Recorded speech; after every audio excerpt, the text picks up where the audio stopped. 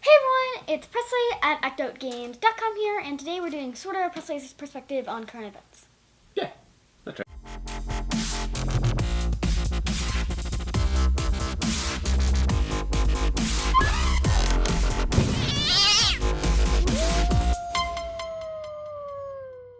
True. Yeah, so we've been talking a little bit about like trying to get more current event stuff into your homeschool. We've been talking about doing more Presley's perspectives because they're really cool, and Mommy and I really love them. Yeah. This is sort of Presley's perspective because I know what we're going to be talking about a little bit. Yeah, so I'm gonna talk about the rules a little bit. Yeah, so we're switching it up. So Presley's perspectives that we've done in the past, Presley doesn't know. It's a very cold conversation, so we haven't talked about anything, and we just sit down and film a conversation. Like that way. And we'll keep that going definitely. But I was listening to driving to work. I was listening to public radio, NPR. And they had Dana Perino on, and she was President Bush's press secretary at the end of his term. We talked about this a little bit. And she was talking about one thing that she used to do with her dad was while he was at work, she would read like the New York Times newspaper, and she would pick a couple of articles, and when he got home from work, they would discuss what she read and what she learned about those articles. And I thought that was a really brilliant idea. She said it prepared her for being able to sort of look at the news and argue viewpoints and sort of talk intelligently about current events. And plus it keeps you up with what's going on in the world, which I think is awesome. Okay? So it sounded like a brilliant idea. All those things kind of tied together. We decided we're going to do something similar. And certainly, like in our lives, in our homeschool, we're going to do something very similar. Where at least once a week, we're going to use Google News as our source instead of a newspaper. And so we're going to look at Presley's going to look at Google News at least one day a week while I'm at work.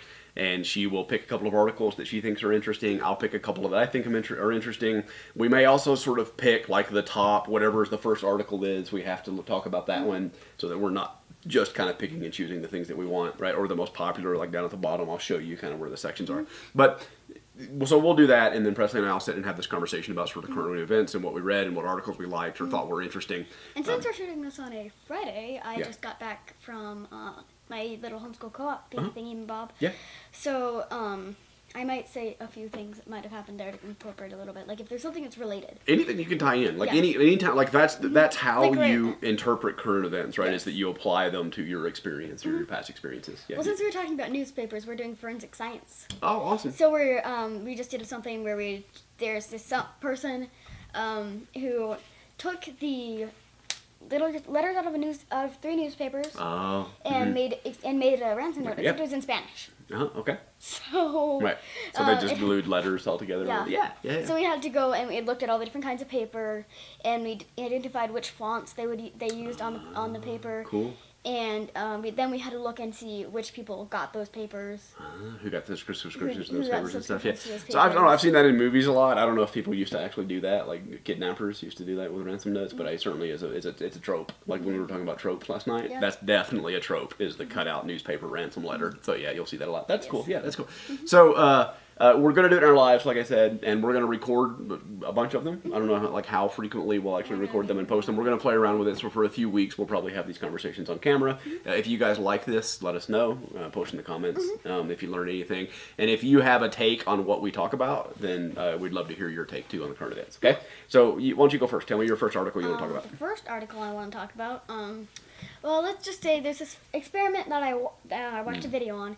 Is it's kind of like, have you seen the rubber hand experiment where they put one of their hands behind like a board, and they put a rubber hand where their hand should be, and they covered it in cloth so it looked like it's going down there. Right. And they would brush both this hand and the rubber hand at the same time. Yep. And then their brain would start linking what he's feeling over here, or the person's feeling over here, to the thing that they can see. Yep. So then they, in the rubber hand experiment, they threaten it and try and hit it with a hammer. Right. And people, I've heard people actually felt pain for a little bit. Oh, yeah. Because they thought it was part of theirs, and they were like... Yeah, so let me describe that one time real quick. So you've got, like, if I put my hand here, what they would do is cover up my hand so I couldn't see it. And they would put, like, a rubber hand sort of next to my hand. So my hand, not where my hand is, really, right? Yeah, where your hand but I would be able to see that rubber hand, right? And then they would take, like, a paintbrush kind of thing, and they would brush the back of the rubber hand And while they were doing that, they would brush my here. hand too. So it was kind of like I could feel it. I say I like I'm one of these people. This didn't actually happen to me, but so I they wanna would do it, brush the fake hand and the real hand at the same time. And after just a couple of minutes, like your brain would start thinking that that rubber hand was your real hand, because when you saw the brush on that hand, you felt it. And so you started building this connection. And then when they hit it with a hammer, people would, like you said, feel pain or flip out or get scared or stuff, right? Yeah, I watched this on Brain Games. And it's kind of like a phantom limbs. Yeah. You know what phantom limbs are? Yeah, so like if you lose a limb, like in some circumstances, then you'll still like feel that limb there. And Yeah. like, you Sometimes can you'll feel move around. pain. Like if people have their arm amputated, they'll feel like pain in their hand that's not there anymore. Yeah. So it's a very similar kind of experience. Okay, so what was the thing that you? So that's an old classic study that you knew about. And then What I was the new watched- one you watched? Is they tricked people into thinking that they were invisible. That's right. How'd they do that? I didn't watch, there was a whole full body one, but I didn't watch that one. I watched the one with just the hand. And instead of having a rubber hand there was nothing there. And they hid their hand and they put cloth over it so it didn't look like their Right. shoulder was going over here. Right. And it was behind like a board. Yep. And they were looking, and at the same time they were kind of like trying to do the same shape. Yeah. So they slowly got like that ghost limb feeling. Yeah. So it was the same thing. So And like I then said, they they tried would to pass a knife through it, and people would go, they would brush the back of your hand that was hidden, and at the same time they would just pass the brush over the air like there was an invisible hand there. And soon your brain started accepting that your arm was there and your hand was there, but it was invisible. It was really crazy. So they did exactly the same thing with the body. What they did, they put these like VR goggles on, so they would look down and see their body, but they had the camera mounted over here, so it was just pointed at the floor.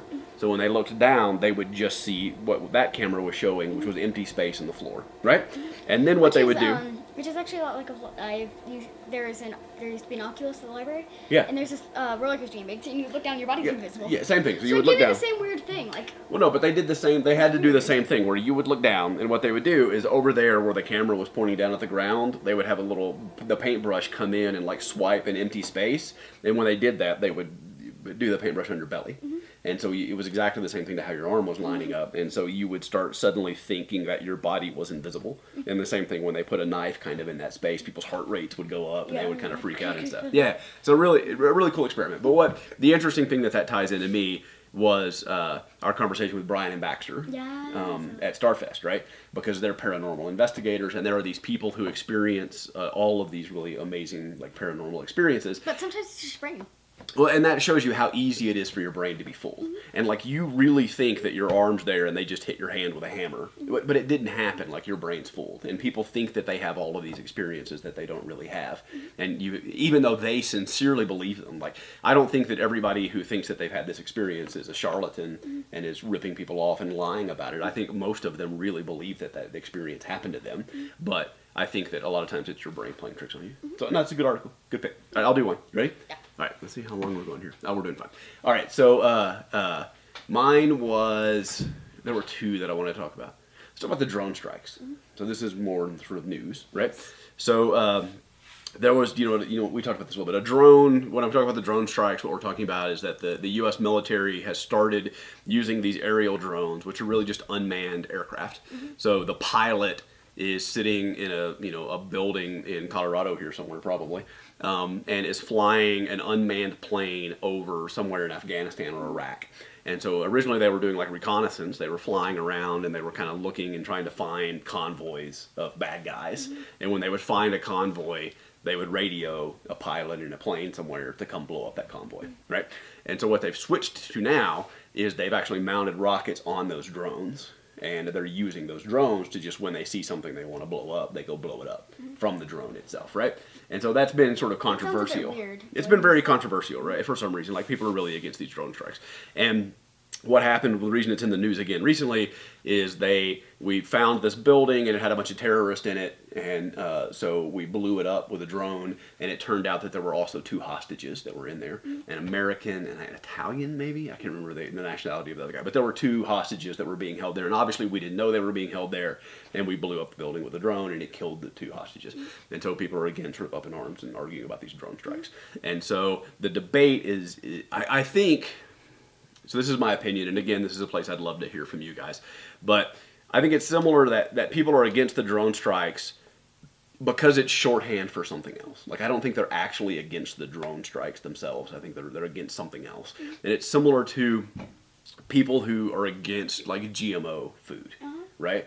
Like if you talk to somebody who's protesting sort of against GMO food, or they want GMO labeling on food, when you talk to those people, a lot of those people are really against. If you ask them why they're against GMO, they'll say, well, you know, they make this Roundup Ready soybeans or wheat or food, and then they use a lot more pesticides on those crops because they're genetically modified to survive pesticides, and then those pesticides get in our diet, right? So that person is against pesticides and pesticides in our diet, and they're using GMO as sort of the shorthand for one of the ways that we genetically modify things is to make them where you can put more pesticides on them so that more pesticides get into our food.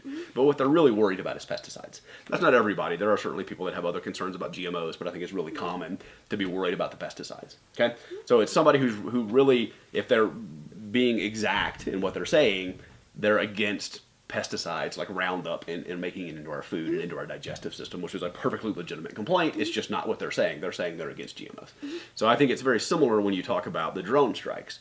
I think that like if that drone, let's say the drone didn't have weapons on it, it just had a camera on it, right? And it flew by and it saw a bunch of terrorists going in this building, and so it radioed to an airplane somewhere, or the guy flying it in Colorado got on the radio and told an airplane, hey, go blow up that building. There's some terrorists in there. And a plane flew by and blew up that building and killed those 2 hostages.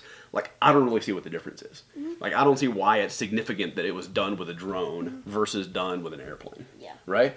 But I think the problem is that we're not getting enough intelligence about the things that we're blowing up. We're blowing stuff up before we know enough to really be going in there and blowing them up. And that's a totally valid complaint, and we should be concerned about that. And there's going to be casualties of war. Like, there's always these side things that are going to happen, and so it's not always the case you know exactly what's going on in this building, right? So I totally understand that. But at the same time, like, I think maybe we're getting a little less strict in our targeting of things that we decide to blow up. And I couldn't possibly care less if you blew it up with a drone, or if you blew it up with a pilot, or if there was a guy on the ground with a bazooka that blew it up. Like, if you didn't know what you were blowing up and you accidentally killed a bunch of people that you shouldn't have killed, that's the problem. Yeah. It's not that you did it with a drone. And talking about it as a problem with drone strikes, I think, diverts some of the attention away from the real problem of poor target acquisition and understanding. Yeah. You understand that? All right, cool. That's my second one. All right. My second one is... that's my first one, sorry. Oh, your first one. Mine are just really much more lighthearted because Yeah. I don't really look at... That's okay. That's I what don't this really is part look of. at that stuff Like on over the time, news. I think you're going to learn to sort of look at some of I these. don't That's look why at I stuff pick a really couple very too, often. so that we can talk about more current events like that. What's your second one? Mine is about space. Yeah. Which I like. And mine is...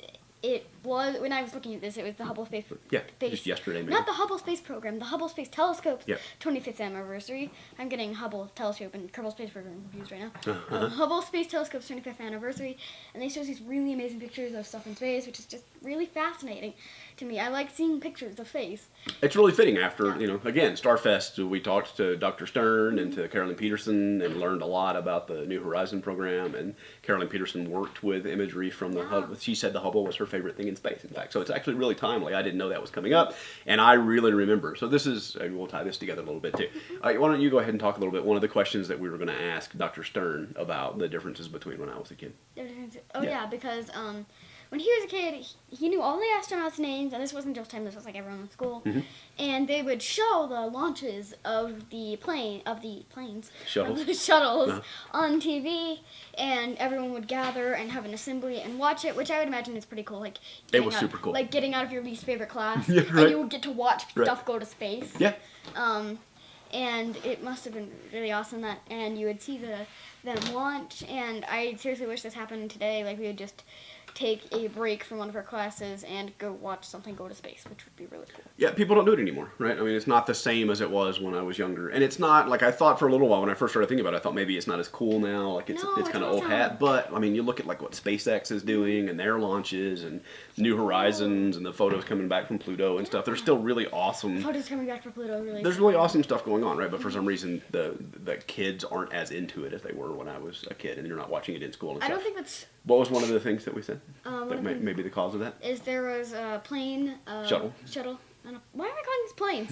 It looks kind of like a plane. It looks like a plane, sort of. There's a shuttle, and it blew up. and a bunch of people died, so that might have been why they stopped showing. Yeah, so we had a school assembly, and like Dawn says the same thing, right? We all used to get together and watch the shuttles go up and stuff, and so we were all in the gymnasium, and they pulled out the little TV on the cart and stuff, and we were watching the Challenger launch. And then, like 90 seconds into the launch, it blew up, and like I remember the solid rocket boosters like spinning off and doing all kinds of things, and it was a pretty traumatic experience. And like our parents had to come get us. They because we were watching this thing happen real time. And I remember our principal came over and was like talking about it, and he was like in tears practically and choking up and stuff. It was like a big thing, and I don't remember doing anything like that after that. So I wonder how much that impacted it. Yeah. So. And I definitely don't think it's old hat because there's so many people that I know that are really interested in space and really want to go watch the shuttles do stuff and go on. Yeah, and like as a collective, we don't do it the same way that we used to. Like I think that's a big thing. Yeah. But still, there are certainly individuals that still love it, obviously. All right, so my last one we'll wrap up real quick is the refugee crisis that's going on like in North Africa, into Italy specifically, because if you look at the map and Italy's that little boot down there, then down below that there's the Mediterranean Sea, and down below that's North Africa, right? And there's all kinds of unrest going on in Northern Africa right now. There's sort of famine, people are starving, there's civil wars that are happening. Like lots of badness is kind of happening in that region, so people are trying to escape that region, so they're getting on boats and trying to go up to Italy to escape, right? And they're overloading these boats, and it's similar to like the people from Cuba that are trying to get into Florida, or people from Mexico that are trying to sneak across the border into Texas, and they're looking for a better life. They're trying to save their families and get away from this war-torn country, and they're not really sort of allowed to do that. There are all these rules about how you can immigrate to a country legally and how you can do things, and they don't want to wait. They're running from war and sometimes and do these things, and so they'll overload these boats. And the other day, one of these boats sank, and about 1,000 people, I think, are missing from this one ferry kind of that sank that was full of people, right? And so the reason I bring that up is because the John Green's Crash Course stuff that we watched, right? Especially the second season of World History, when he started talking about, was the agricultural revolution a good thing, right? Because it brought all of this sort of free time where like a small group of people could make all the food for the village, and other people could focus on doing other things. Like so all this writing and philosophy and architecture, and so like specialization kind of took place. Like before that, everybody was responsible for finding food for themselves, and that's all you really did was fed yourself. And then after the agricultural revolution, we started farming, we started like domestication of animals, and so we weren't hunting as much anymore, and we didn't have to like go around and gather berries and stuff like that, and so people had more free time. But it created this idea of like ownership of resources and scarcity, where people were worried about their water supplies and their food, and in today's world, jobs. Like people don't want all these immigrants to come into the country because they'll consume our resources, right? People become very protective of their resources, and the agricultural revolution has sort of created this idea of scarcity and ownership, and this is my stuff and I don't want to share it, and you have to go through this process to be approved to share some of my stuff. Sounds like a kindergarten. This is my stuff, and I don't want to It is kind of kindergarten-y, right? And I'm not saying there's a better system and that all borders should be wide open and people should be passing through, but in like a humanitarian crisis and stuff, there's got to be a way that you can deal with these kinds of things, these people that are really in need and in trouble. And and you also, like I said, that part of the reason that you have those rules about who can immigrate and who can't is because of like you don't want bad actors, not bad actors like movie stars, but people who do bad things, bad guys. You don't want bad guys to come in and you think that they're good guys, so you want to kind of check out the people that are coming in. But even through the legitimate process of how you get here, and especially to the United States, it's really hard, and people don't get to come all the time, and only people. This weird thing with Cuba and Florida. Yeah, we talked about the dry foot, wet foot thing, so definitely I want to go into it, but look up the dry foot, wet foot law. Like if you touch land, then you're allowed to stay. Yeah. Like it's really weird. Like you're just like, I can stay in Florida. If you're like 2 feet offshore in the water, when they stop you, they send you back. But if you just touch dry land, you get to stay, basically. Yeah, but that's an interesting thing to look up. But this whole idea of scarcity and ownership and these resources are ours and we don't want to share them has led to a lot of, John Green argued in the thing that it led to slavery, and most of the wars that we fought have been over those kinds of resource constraints, and all of that sort of came with the agricultural revolution. So that's one of the beauties, like I said, of looking at the current events and think about them in terms of what you've learned about history from John Green or things that have happened in your life that you can sort of apply them directly to, then putting those things in context that way, I think are really, that's going to be really good for you. I'm excited that we're going to start doing this. Are you? Yes. Cool. All right. So it'll still be a while before I stop looking at the super lighthearted stuff. But most of the stuff that catches my eye is I think it's fine. lighthearted stuff. No, look, I think it's fine. And I think over time, like I said, that's why we're doing this, is you'll start looking at some of those things and learning more about them. And then, like, hopefully what I'm hoping for is that a few weeks from now, a month from now, we'll start talking about this thing and you'll be like, oh yeah, that was like when we talked about the drone strikes. That people are complaining about this, but what they're really worried about is this. You'll start seeing those connections pop up again, and like I'm hoping that these conversations lead to that kind of thought in you, and that would be brilliant. I love that. And you're a pretty smart kid, so I think you're gonna. Yeah, I say brilliant a lot lately, don't I? I think that'll help you. You know, I think you're capable of doing that, and so I'm looking forward to continuing to have those conversations. Cool. So you guys let us know what you think about the topics that we talked about. If you have opinions, if you agree, if you disagree, please comment. We'd love to hear them. Anything else you want to add? Not really. Awesome. Sounds fun. So yeah, thank you for watching, and nice tomorrow. Bye. Bye, guys.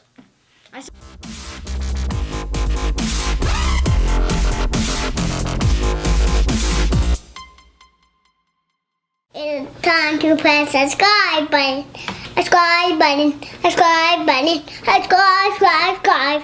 Bye bye bye bye bye bye bye bye.